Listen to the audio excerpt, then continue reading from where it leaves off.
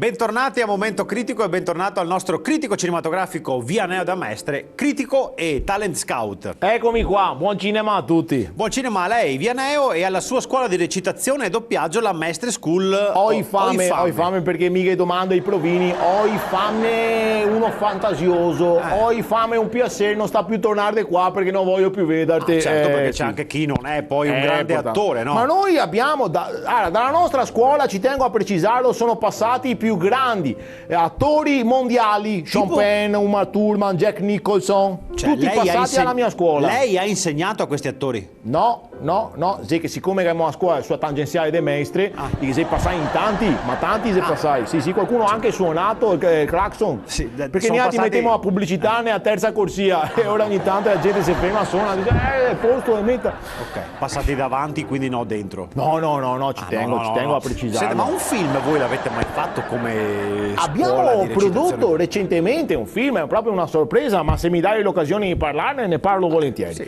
È un film perché noi partiamo dal presupposto che la vita è già cinema. Tanto che si dice mi sono fatto un film. Ah, sì, è vero. Esatto. Quindi è un film che parla della quotidianità. Bravissimo, è un film che parla della quotidianità, è una storia che uscirà tra breve nei più grandi cinema di Mestre e dintorni. Noi abbiamo raccontato la storia di un uomo che è devastato dal mal di denti perché ha praticamente il dente del giudizio che sta uscendo. E devastato a questo dolore straordinario decide di prendere la macchina per recarsi dal medico. Certo. Ma la sera prima la macchina l'ha usata sua moglie e naturalmente ha in riserva. È talmente tanto in riserva che non che sia a spia della riserva al posto della spia che se domani così te prego fammi un giorno di benzina, Vabbè, quindi insomma lui ha mal di denti, prende la macchina, ma prende la macchina in riserva. In riserva. Però cerca di andare il più veloce possibile, ma più veloce, perché lui è uno che va molto piano, va proprio rispettoso dei limiti di velocità, anzi molto attento, tanto che sul cruscotto... ricordiamo che bisogna rispettare i limiti di velocità. Ma io sul cruscotto non ha Padre Pio che si dice vai con calma, che sei Padre Pio che dice se muovemo o no, per piacere, dai. È proprio uno che va piano. Sì.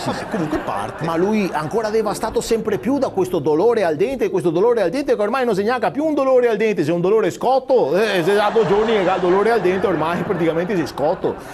Fatto sta che a un certo punto la macchina si ferma perché la benzina si è finita. Lui esce dall'auto, ma con le ultime forze che ha riesce a chiamare il carro attrezzi e anche la guardia medica. Poi si accascia al suolo esanime.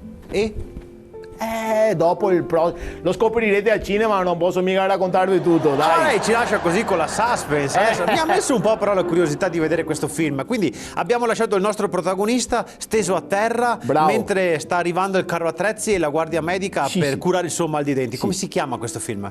Accidenti, se il dualismo no, accidenti. Venite a Mestre di tutti i cinema a guardare Accidenti. Bene, il momento critico finisce qui, alla prossima puntata grazie al nostro Vianeo da Mestre. Abbiamo anche il seguito già pronto. Che praticamente arriva e a guardia medica, no? Però praticamente fa male l'operazione, insomma, e lui si sveglia che dà un sciaffone alla guardia medica. Che come si chiama il seguito? Ci picchia. Immaginavo.